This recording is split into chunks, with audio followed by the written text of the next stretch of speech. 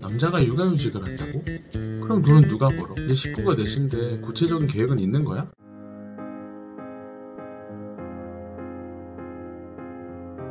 안녕하세요. 지음TV의 아빠 정지훈입니다.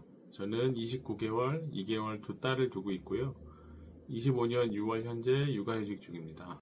육아휴직 시작 후 한 달이 흘렀고 제가 한 달간 육아의 일부를 담당하면서 느꼈던 감정이나 생각, 그리고 남은 육아휴직 기간을 어떻게 사용할지에 대한 고민을 공유해 보려고 합니다. 육아휴직을 계획 중이시거나 고민 중인 분들께 조금이나마 도움이 되면 좋겠습니다.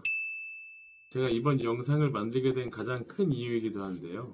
요즘 육아휴직에 대해서 이야기를 하면 자꾸 앞으로 뭐하고 살 거냐, 돈은 어디서 나오냐는 이런 부정적인 이야기들을 가장 먼저 하더라고요.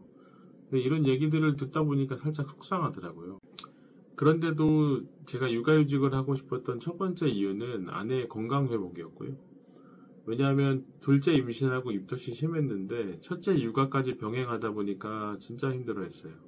이런 상태로 둘째가 태어나고 아이 둘 육아를 혼자 한다는 거는 진짜 너무 힘든 일일 거라고 생각했습니다. 두 번째는 아이들과 시간을 많이 보내고 싶었어요. 근데 생각보다 반대 여론이 크다 보니까 제가 스스로 확신을 좀 가져야겠더라고요. 그래서 아빠의 육아휴직이 어떤 장점이 있는지 찾다 보니 아내, 아이 그리고 아빠한테 모두 좋다는 이야기가 이렇게 많더라고요. 그래서 육아휴직을 해야겠다는 생각이 이제 확고해졌습니다. 육아휴직에 대한 부정적인 이야기만 하기보다는 그 시간을 얼마나 가치 있고 소중하게 보낼지에 대한 이야기를 먼저 했으면 좋겠다는 생각을 자꾸 하게 되더라고요. 그러니 주변에 육아휴직을 고민하시는 분들이 있다면 걱정보다는 응원을 해주시는 게 어떨까 생각합니다.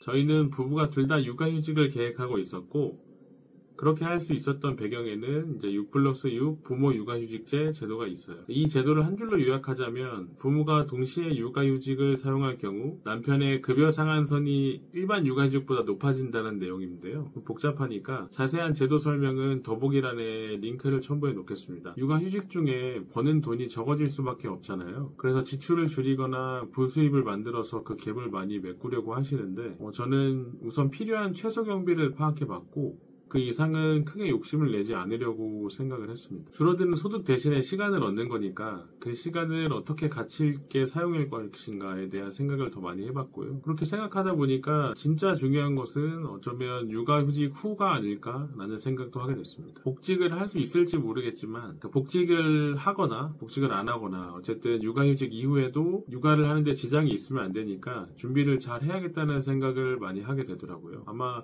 저도 둘째가 100일이 넘어가고 어느 정도 수면 패턴이 생기고 지금 생활이 안정화가 되면 미래에 대한 계획을 좀 타이트하게 실행해 볼 계획이에요.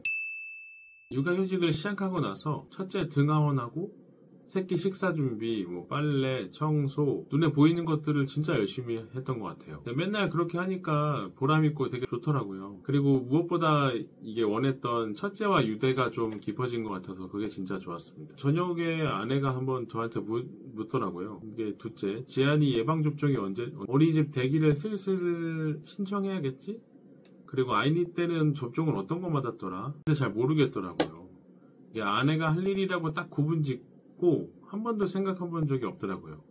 그러니까 이 부분이 제가 육아휴직하고 한 달간 가장 많이 놓치고 있었던 부분이 아니었나 그렇게 생각이 또 들더라고요. 저처럼 육아휴직 처음 시작하게 되신 경우에는 최선을 다해서 가사노동이나 육체노동 위주로 매달리고 계실 텐데 이런 부분도 꼭 한번 신경 써보시는 게 좋을 것 같습니다.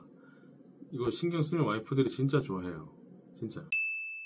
육아휴직 한 달 기간 동안 웬만한 일들은 잘할 수 있게 된 것 같은데요. 육아는 아직 어렵더라고요. 특히 둘째가 태어나면서 첫째가 마음고생을 많이 하고 이런 것처럼 아이 둘 육아는 아이 하나 육아랑은 또 다르더라고요. 완모하고 있는 아내의 컨디션 그런 것들이 다 유기적으로 영향이 돼 있고 그 밸런스 조절이 굉장히 중요하다고 생각이 또 들었습니다. 아이도 육아하지만 아내랑 관계도 좀 육아해야 하고 그리고 나도 육아해야겠다고 생각이 들어서 참 성장하는 시간을 좀 가져봐야겠다 이렇게 생각이 들더라고요.